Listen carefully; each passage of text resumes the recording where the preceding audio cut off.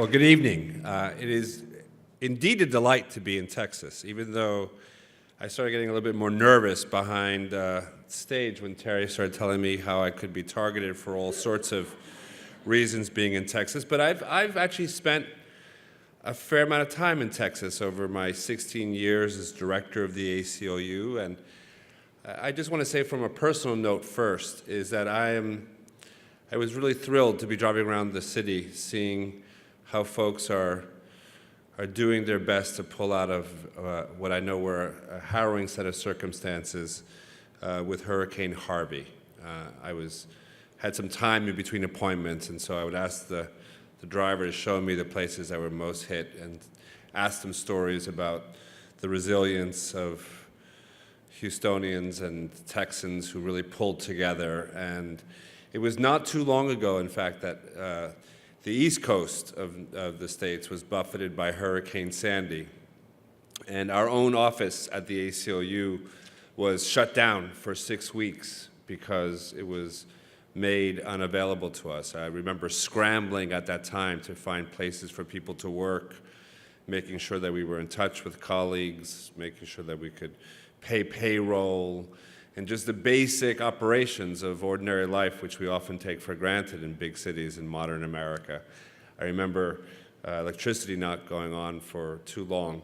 And so I really wanted to just say to each of you individually a real tip of the hat for how you've pulled together and just really modeled it in terms of what community means and the values of resilience and of empathy and of concern. And so thank you all for showing us the way. And I want to make sure I also thank not just the great work of Terry Burke here in Texas, where she makes us proud to have this incredible office that she has built and that we have put on steroids. There's a reason why we build an office as big and as aggressively as we can in Texas. It's because it's in Texas. And there's a lot of work to be done here, but it's all a tribute to the leadership of Terry Burke and her colleagues on the board, some of you in the audience, and to the new generation of activists who are coming up through our ranks. It's a real belief in the future, not just the present.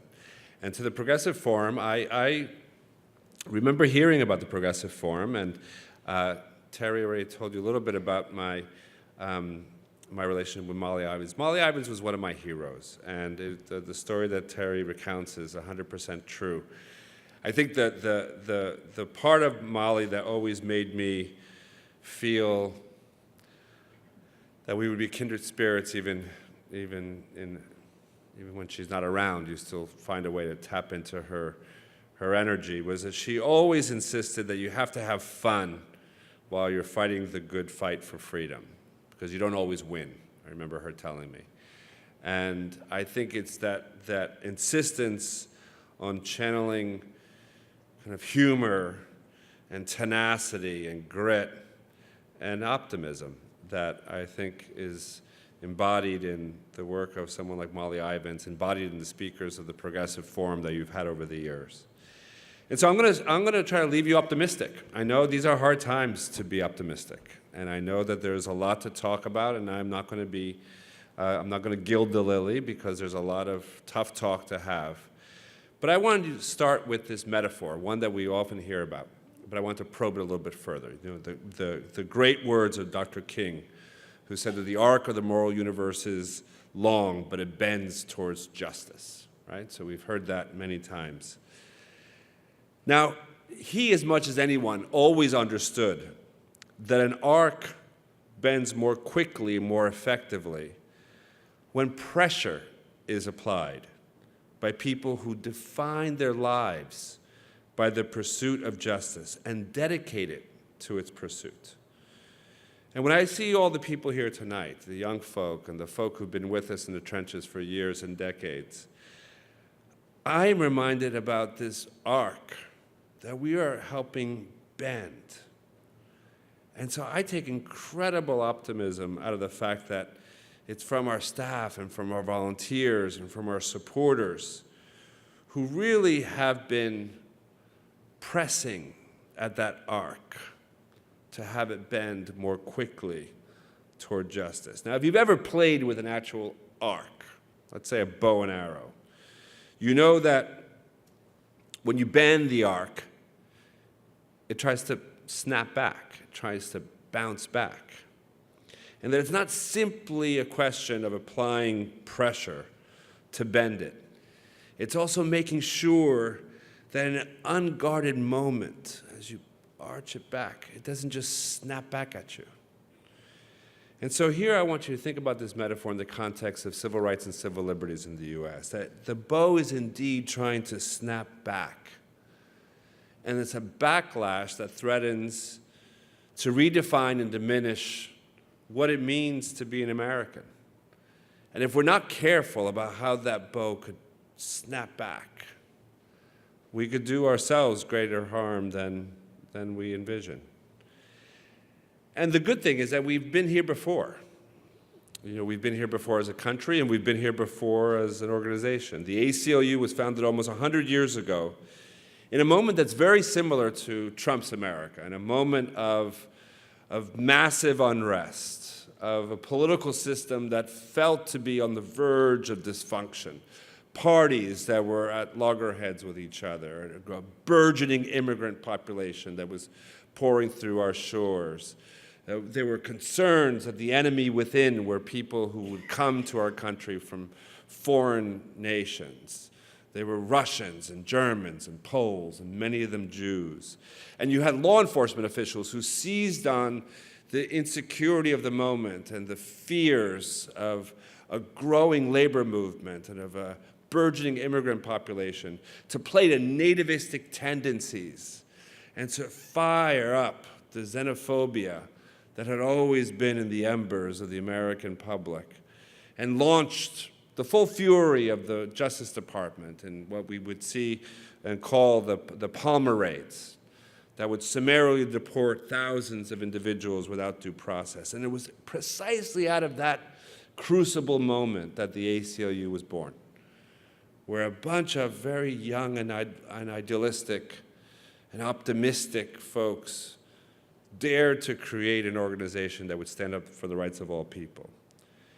And we would see that same kind of hysteria and that moment of crisis in the 1950s, when an anti-communist hysteria swept the United States, and the House Un-American Activities Committee would begin to target individuals based on their political affiliations and who they associated with and what speech they dared speak.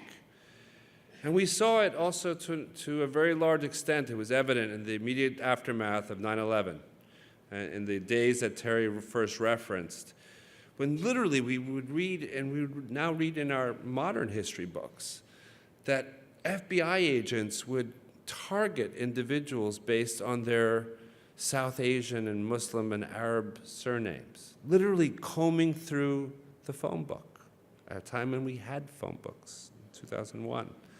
And they would try to highlight and target the Muslims and the Arabs and the South Asians for investigation. This was a time when our government invited in all the young Muslim men between the ages of 18 and 33 for voluntary fingerprinting and photographing. Not that they were a threat, but just in case. We just wanted to invite them in to offer up their fingerprints and photographs so that we could, just in case, we'd be able to find them if we needed to. And that was a program put out and executed through our federal government, where very few organizations dared ask the questions in the immediate aftermath of 9/11, we being one of the few. And so we've been there before when government officials and government leaders prey upon moments of instability and use those moments to further an ideological agenda for their own political purposes. And I dare say I think we are in the very early stages of a very similar moment with the last year of Donald Trump as president. It feels like we've entered a very different era for politics and for civil liberties and civil rights in the US. And it reminds me that some of the kind of the old axiom of our founder, Roger Baldwin, saying that no battle for civil liberties ever stays won. I think that is true, and that's why we have to remain very focused at holding that arc to make sure it doesn't snap back at us. But I also think, in the spirit of Molly Ivins, we have to also remind ourselves that even when we were battling unconstitutional and moments of crisis, that even when these outrages were being perpetrated and the government acted with assaults on the Constitution, we were indeed expanding rights and liberties. That even in the most difficult moments, we could find a way to push the ball forward down the field. That the 19th Amendment, giving women the right to vote, was ratified at the height of the Palmer raids. That the modern civil rights movement was born out of the Red Scare. That the fight for LGBT rights entered the mainstream precisely at the time of the War on Terror. And that it was the great strength of our nation that even as we made mistakes, even as we fought these battles, that we always carried with us the momentum toward greater justice and expansion of human rights, and that we bent the arc if we could apply the pressure and not let it snap back.